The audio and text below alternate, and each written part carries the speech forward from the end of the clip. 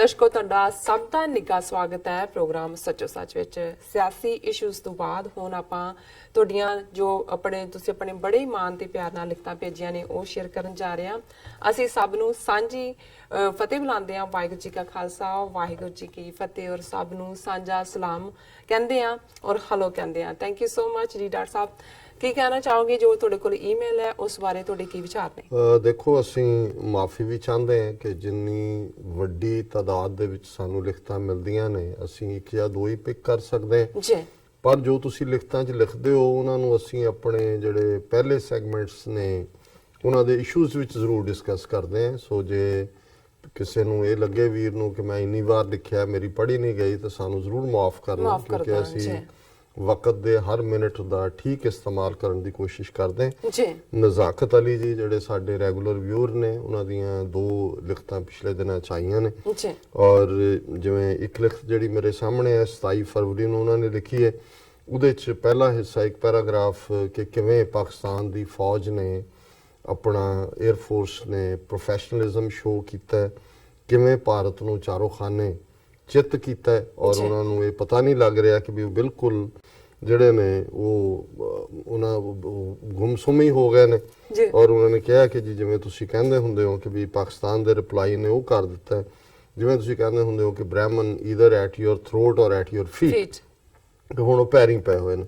ਪਰ ਦੂਸਰਾ ਪੈਰਾਗ੍ਰਾਫ ਜਿਹੜਾ ਮੈਂ ਜ਼ਰੂਰ ਡਿਸਕਸ ਕਰਾਂਗਾ, ਦੇ under estimated Imran Khan, they probably thought he is a sportsman and he would not react like this। ਕਿ ਉਹਨਾਂ ਨੇ ਅੰਡਰ ਐਸਟੀਮੇਟ ਕੀਤਾ, ਗਲਤ ਅੰਦਾਜ਼ਾ ਲਾਇਆ, ਉਹਨਾਂ ਨੇ ਕਿਹਾ ਜੀ ਉਹ ਸਪੋਰਟਸਮੈਨ ਹੈ, ਕ੍ਰਿਕਟ ਖੇਡਦਾ ਆਇਆ ਹੈ, ਉਹ ਨਹੀਂ ਰਿਐਕਟ ਕਰੇਗਾ। But they forgot that he is a Pathan and he means what he says। ਜ਼ਾਹਰ ਹੈ ਕਿ ਉਹਨਾਂ ਨੇ ਦਿਖਾ ਦਿੱਤਾ ਹੈ ਕਿ ਵੀ ਹਾਂ, he had said Pakistan will react and Pakistan has reacted now and they have not been able to say a word about it except that 4 sentences press briefing। ਇਹ ਜਿਹੜਾ ਪਹਿਲਾ ਉਹਨਾਂ ਦੇ ਜਿਹੜੀ ਮਿਨਿਸਟਰੀ ਨੇ ਕੀਤਾ ਉਹਦੇ 'ਚ ਕੋਈ ਕੁਐਸਚਨ ਵੀ ਨਹੀਂ ਲਏ ਮੀਡੀਆ ਤੋਂ, 4 ਫਿਕਰਿਆਂ ਦੀ ਪ੍ਰੈਸ ਰਿਲੀਜ਼ ਸੀ। ਉਹਨਾਂ ਨੇ ਕਿਹਾ ਵੀ ਉਹਨਾਂ ਨੇ ਰੀਐਕਟ ਦੁਬਾਰਾ, ਇਹ ਅਸੀਂ ਰਿਐਕਟ ਇਕੱਠਾ ਕਹਿੰਦੇ ਹਾਂ ਨਾ ਜੀ, ਬਟ ਮਤਲਬ ਇਹ ਹੈ ਕਿ ਉਹਨੇ ਆਪਣੇ ਤੌਰ ਤੇ ਐਕਟ ਕੀਤਾ ਔਰ ਉਹਨਾਂ ਦੇ ਕੋਲ ਜਿਹੜਾ ਉਹ 4 sentences ਦੀ ਪ੍ਰੈਸ ਬਰੀਫਿੰਗ ਤੋਂ ਬਿਨਾਂ ਕੁਛ ਨਹੀਂ ਸੀ। they have no reply to it, their pilots are captured by Pakistan, their destroyed MiG is laying inside Pakistan, they have been outmaneuvered and outclassed by Pakistan Air Force। ਕਿ ਉਹਨਾਂ ਨੂੰ ਚਾਰੇ ਪਾਸਿਓਂ ਹੀ ਹਰ ਪਾਸਿਓਂ ਉਹਨਾਂ ਨੂੰ ਸ਼ਿਕਸਤ ਦਿੱਤੀ ਹੈ ਪਾਕਿਸਤਾਨ ਦੀ 에ਅਰ ਫੋਰਸ ਨੇ। And Imran Khan has shown them the way to do things rightly। ਉਹਨੇ ਦੱਸਿਆ ਵੀ ਠੀਕ ਕਿਵੇਂ ਕਰੀਦਾ, ਇਵੇਂ ਨਹੀਂ ਇਵੇਂ ਕਰੀਦਾ। All the political parties are in his support. The nation is standing behind him and he shines like a star to us, to Kashmiris and to the Sikhs all over the world। ਇਹ ਬਿਲਕੁਲ ਠੀਕ ਹੈ। All of a sudden ਸਾਡਾ ਵੀ ਉਹ icon ਹੈ ਸਿੱਖ community ਦਾ। ਔਰ ਮੈਂ ਉਹ ਦੇਖ ਰਿਹਾ ਸੀ ਪ੍ਰੋਟੈਸਟ ਦੇ ਵਿੱਚ ਵੀ ਜਿਹੜੀਆਂ ਪੋਸਟਾਂ ਸੋਸ਼ਲ ਮੀਡੀਆ ਤੇ ਨੇ, ਇਮਰਾਨ ਖਾਨ ਸਿੱਖਾਂ ਨੂੰ ਇਵੇਂ ਲੱਗਦਾ ਜਿਵੇਂ ਉਹਨਾਂ ਦਾ ਲੀਡਰ ਹੈ ਔਰ ਕੁਛ ਨੇ ਰਿਪੈਂਟ ਕੀਤਾ ਜਿਹੜਾ ਉਹ ਜਿਵੇਂ ਹੁੰਦਾ ਵੀ ਤੁਹਾਨੂੰ ਪਛਤਾਵਾ ਹੁੰਦਾ ਕਿ ਕਾਸ਼ ਸਿੱਖ ਕੌਮ ਕੋਲ ਵੀ ਕੋਈ ਪੰਜਾਬ 'ਚ ਇਹ ਬਾਦਲਾਂ ਔਰ ਅਮਰਿੰਦਰ ਔਰ ਦੂਸਰੇ ਟੁੱਚਿਆਂ ਦੀ ਥਾਂ ਤੇ ਕੋਈ ਇਮਰਾਨ ਖਾਨ ਵਰਗਾ ਕੋਈ ਦੂਰਦਰਸ਼ੀ ਲੀਡਰ ਹੋਏ। ਨਹੀਂ, ਸੋ ਇਹੀ ਜਦੋਂ ਤੁਸੀਂ ਦੂਸਰਿਆਂ 'ਚੋਂ ਆਪਣੇ ਨੈਣ ਨਕਸ਼ ਦੇਖਦੇ ਹੋ ਇਹੀ ਸਕਸੈਸ ਹੁੰਦੀ ਹੈ। ਫਿਰ ਉਹਨਾਂ ਨੇ ਕਿਹਾ ਕਿ ਵੀ ਦਾ ਡੇ Sikhs learn from this example and start treating the Hindus like a milch, Khalistan will become a reality in days। ਫਿਰ ਉਹਨੇ ਕਿਹਾ it is jokingly said that the Sikhs are Punjabi version of Pathans, I hope they prove this right। ਉਹਨਾਂ ਨੂੰ ਸਾਨੂੰ challenge ਸੁੱਟਿਆ। ਉਹਨਾਂ ਨੇ ਕਿਹਾ ਵੀ ਇਹ ਇੱਕ ਮਜ਼ਾਹੀਆ ਅੰਦਾਜ਼ ਕਿਹਾ ਜਾਂਦਾ ਹੈ ਕਿ ਜਿਵੇਂ ਪਠਾਨ ਨੇ ਇਵੇਂ ਪੰਜਾਬ ਦੇ ਸਿੱਖ ਨੇ, ਵੀ ਸਿੱਖ ਤੇ ਪਠਾਨ।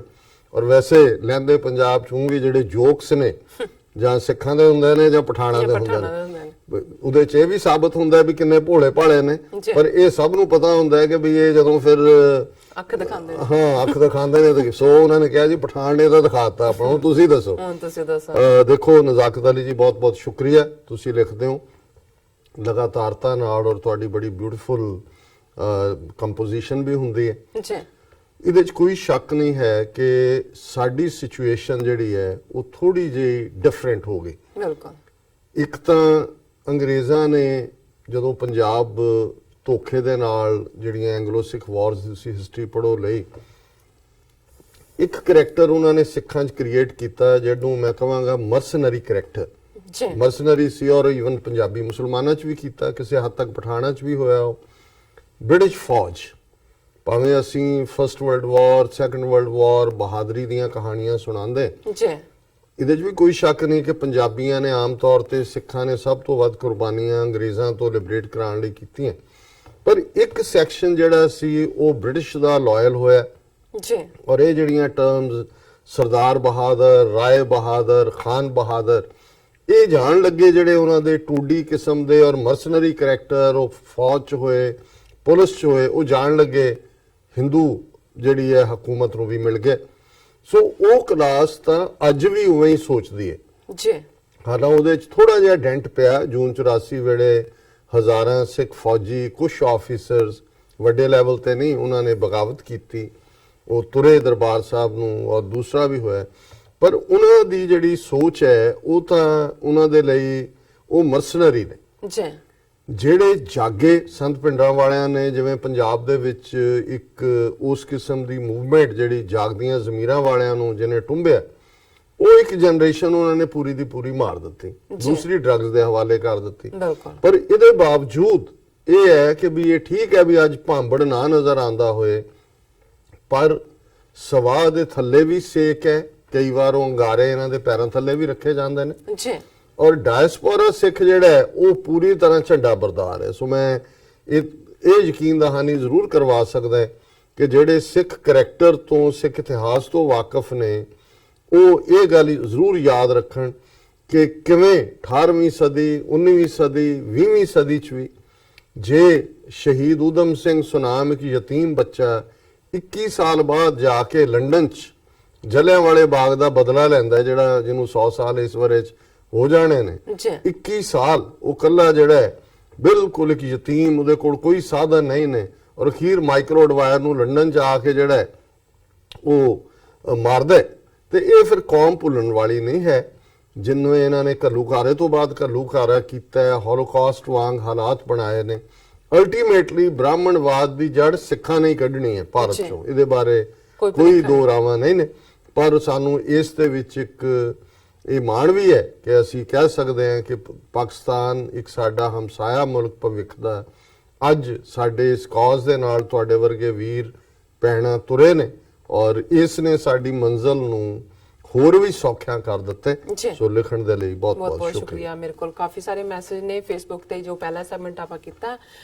ਹਰਜੀਤ ਸਿੰਘ ਸਾਨੂੰ ਲਿਖਦੇ ਨੇ ਕਿ ਮੋਦੀ ਗੰਗਾ ਇਸ਼ਨਾਨ ਤੇ ਗਿਆ, ਡਾਕਟਰ ਸਾਹਿਬ ਉਹਨਾਂ ਨੇ ਤੁਹਾਨੂੰ ਕਿਹਾ ਹੁਣ ਹਿੰਦੂ ਮੈਂਟੈਲਿਟੀ ਦਾ ਪਤਾ ਲੱਗੂ ਇਸ ਇਲੈਕਸ਼ਨ ਵਿੱਚ। ਉਹਨਾਂ ਦਾ ਇਹ ਮੈਸੇਜ ਹੈ।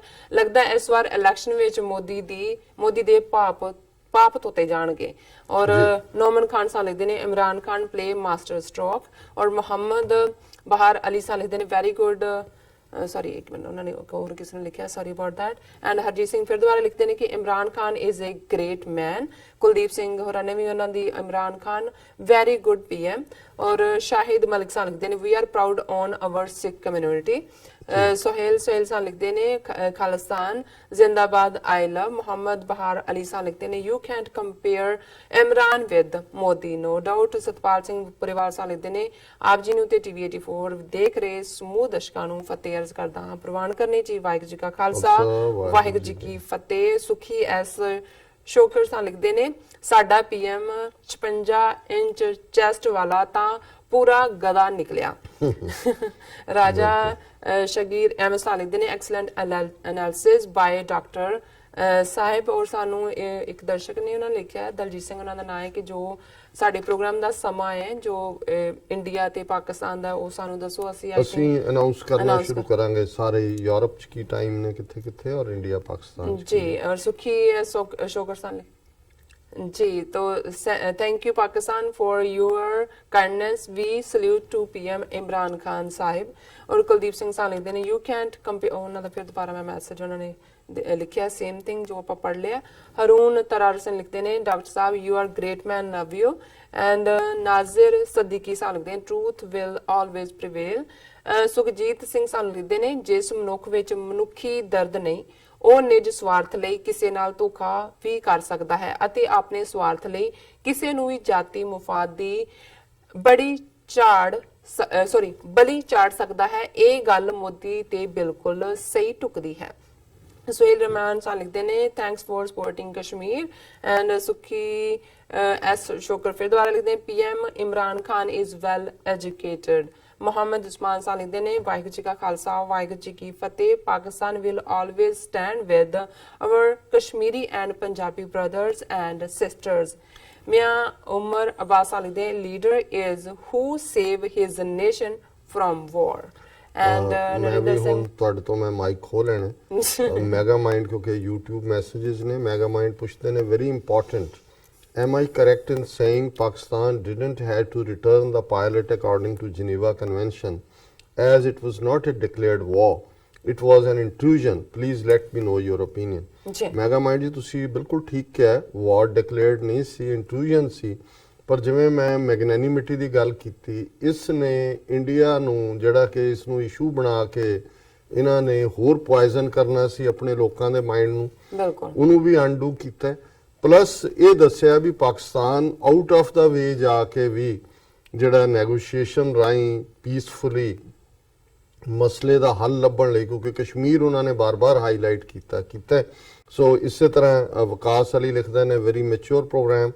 First of all, it's not easy to find a truth in this media war, and after that it's very difficult to make a decision with which you would go. I appreciate your choice, Dr. Sahab। ਵਿਕਾਸ ਅਲੀ ਜੀ ਬਹੁਤ ਬਹੁਤ ਸ਼ੁਕਰੀਆ। ਅਸੀਂ ਤੁਹਾਡੇ ਸਾਰਿਆਂ ਤੋਂ ਹੀ ਸਿਖਾ ਕੇ ਕੋਸ਼ਿਸ਼ ਕਰਦੇ ਕਿ ਸੱਚ ਦੀ ਗੱਲ ਜਿਹੜੀ ਹੈ ਉਹ ਸਾਹਮਣੇ ਆਏ, ਕਿਉਂਕਿ ਗੁਰੂ ਨਾਨਕ ਸਾਹਿਬ ਦਾ ਇਹ ਫਰਮਾਨ ਹੈ, ਸੱਚ ਕੀ ਬਾਣੀ ਨਾਨਕ ਆਖੇ, ਸੱਚ ਸੁਣਾਏ ਸੀ ਸੱਚ ਕੀ ਬੇਲਾ, ਕਿ ਸੱਚ ਦੀ ਗੱਲ ਕਰੋ। ਸੱਚ ਦੀ ਗੱਲ ਉਦੋਂ ਜਦੋਂ ਸੱਚ ਕਹਿਣ ਦਾ ਵੇਲਾ, ਜਿਹੜਾ ਵੇਲਾ ਵਿਹਾ ਕੇ ਬੋਲਿਆ ਸੱਚ ਹੁੰਦਾ ਉਹ ਵੀ ਝੂਠ ਦੇ ਬਰਾਬਰ ਹੀ ਬਣ ਜਾਂਦਾ ਜੇ ਤੁਸੀਂ ਹਾਲਾਤ ਦੇ ਸਨਮੁਖ ਜਿਹੜਾ ਉਹ ਸੱਚ ਕਹਿਣ ਦੀ ਜੁਰਤ ਨਹੀਂ ਕਰਦੇ। ਬਿਲਕੁਲ। ਦੂਸਰੇ ਸੈਗਮੈਂਟ ਤੇ ਵੀ ਕਾਫੀ ਸਾਰੇ ਮੈਸੇਜ ਨੇ। ਭਾਈ ਗੁਰਮੀਤ ਸਿੰਘ ਬੱਬਰ ਸਾਹਿਬ ਲਿਖਦੇ ਨੇ we are Kashmiris are and we are not a terrorist.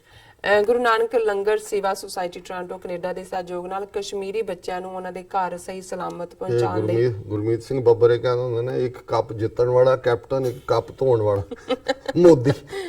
ਕੀ ਮੁਕਾਬਲਾ ਜੀ ਇਹਨਾਂ ਦਾ। ਜੀ, ਮੋਹਾਲੀ ਦੇ ਗੁਰਦੁਆਰਾ ਸਾਚਾ ਧੰਨ ਸਾਹਿਬ ਤੋਂ ਬੱਸ ਨੂੰ ਰਵਾਨਾ ਕਰਦੇ ਹੋਏ ਸਾਰੀ ਸਿੱਖ ਕੌਮ ਦਾ ਧੰਨਵਾਦ ਕਰਦੇ ਹੋਏ ਕਸ਼ਮੀਰੀ ਹਿੰਦੂਆਂ ਲਈ ਵੀ ਲੜੇ ਸੀ, ਮੁਸਲਮਾਨਾਂ ਲਈ ਵੀ ਲੜਿਆ। ਬਹੁਤ ਆਬਾਦੀ ਨੂੰ ਕੀ ਕਰਨਾ, 2% ਹੀ ਬੜਿਆ। ਜੀ ਡਾਕਟਰ ਸਾਹਿਬ, ਹੁਣ ਆਪਾਂ ਇੱਥੇ ਬ੍ਰੇਕ ਲੈ ਲਈਏ ਕਿਉਂਕਿ ਟਾਈਮ ਵੀ ਹੋ ਗਿਆ।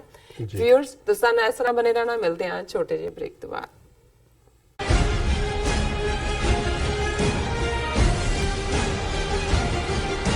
ਕੀ ਤੁਸੀਂ ਆਪਣੇ ਟੈਕਸਸ ਨੂੰ ਲੈ ਕੇ ਚਿੰਤਤ ਹੋ?